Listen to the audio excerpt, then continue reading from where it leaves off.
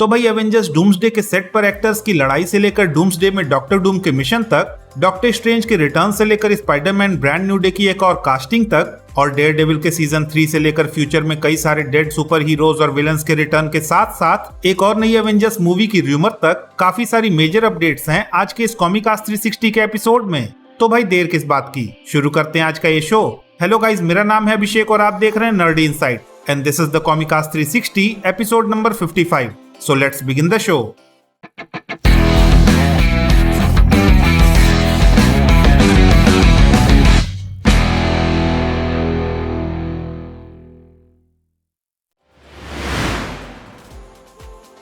तो भाई इस वीक एवेंजर्स डूम्सडे के सेट से ये रिपोर्ट्स बाहर आ रही हैं कि फिल्म की शूटिंग के दौरान दो एक्टर्स के बीच एक जोक को लेकर माहौल इतना खराब हो गया कि दोनों ने एक दूसरे को काफी सारे अमृत वचन सुना दिए, जिसके बाद मार्वल की पूरी टीम ने इस मामले को ठंडा करवाकर दोनों एक्टर्स के सीन्स को रीराइट करके दोनों के सीन्स को अलग अलग शूट किया। हालांकि जहां तक रही एक्टर्स की आइडेंटिटी की बात, तो उस रिगार्डिंग कोई कॉन्क्रीट इन्फॉर्मेशन तो नहीं है, पर कुछ उड़ती हुई रूमर्स की माने तो ये लड़ाई आरडीजे और रेयान रेनॉल्ड्स के बीच में हुई है। लेकिन भाई इस रिपोर्ट में कितनी सच्चाई है, well clearly nobody knows about it.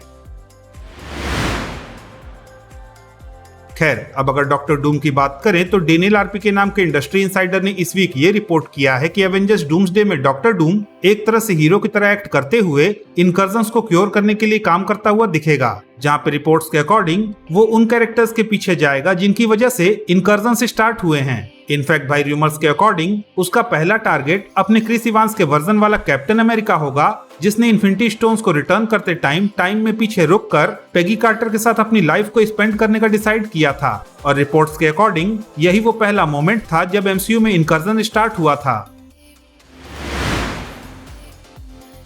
अब भाई डॉक्टर स्ट्रेंज, जो कि मल्टीवर्स ऑफ मैडनेस के एंड में क्लिया के साथ इनकर्जन्स को क्योर करने निकले थे, उनके रिगार्डिंग इस वीक ये रिपोर्ट्स आ रही हैं कि एवेंजर्स डूम्सडे में हमें डॉक्टर स्ट्रेंज और क्लिया की ये इनकर्जन्स को सॉल्व करने वाली जर्नी आगे बढ़ती हुई देखने को मिलेगी। लेकिन भाई यहाँ पे ट्विस्ट ये है कि इस इनकर्जन वाली प्रॉब्लम को सॉल्व करने के चक्कर में डॉक्टर स्ट्रेंज इस हद तक चले जाएंगे कि वो एवेंजर्स को भी बिट्रे कर देंगे। इनफैक्ट रिपोर्ट्स के अकॉर्डिंग डॉक्टर स्ट्रेंज की स्टोरी का पूरा आर्क 2015 की सीक्रेट वॉर्स वाली कॉमिक बुक स्टोरी लाइन को काफी क्लोजली फॉलो करता हुआ दिखेगा, जहां हम डॉक्टर स्ट्रेंज को मल्टीवर्स को सेव करने के प्रोसेस में डॉक्टर डूम की टीम को भी ज्वाइन करते हुए देखेंगे।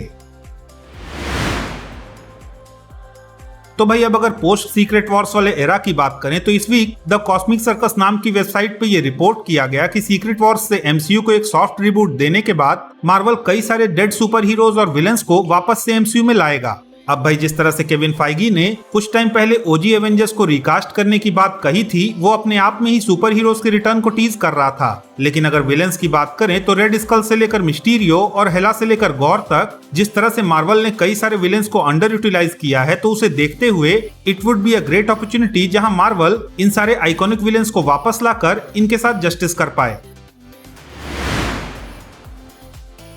खैर, अब अगर डेयरडेविल के रिगार्डिंग बात करें तो लास्ट वीक चार्ली कॉक्स के एक इंटरव्यू में डेयरडेविल बॉर्न अगेन के सीजन 2 को फाइनल सीजन की तरह एड्रेस करने के बाद जो स्पेकुलेशंस फैंस के बीच शुरू हो गई थी, उसी को क्लैरिफाई करते हुए चार्ली कॉक्स ने इस वीक ये कहा कि उन्होंने गलती से डेयरडेविल बॉर्न अगेन के सीजन 2 को डेयरडेविल का फाइनल सीजन कह दिया था। साथ ही उन्होंने ये भी बताया कि उनके इस स्टेटमेंट के बाद से उन्हें कॉन्स्टेंटली मार्वल ऑफिशियल्स के कॉल आ रहे हैं। और भाई I am pretty much sure कि केविन फाइगी ने इस स्टेटमेंट के रिगार्डिंग फोन कॉल पे उनसे जो प्यार भरी बातें की होंगी, उसके बाद ही उनका ये रिएक्शन सामने आ रहा है।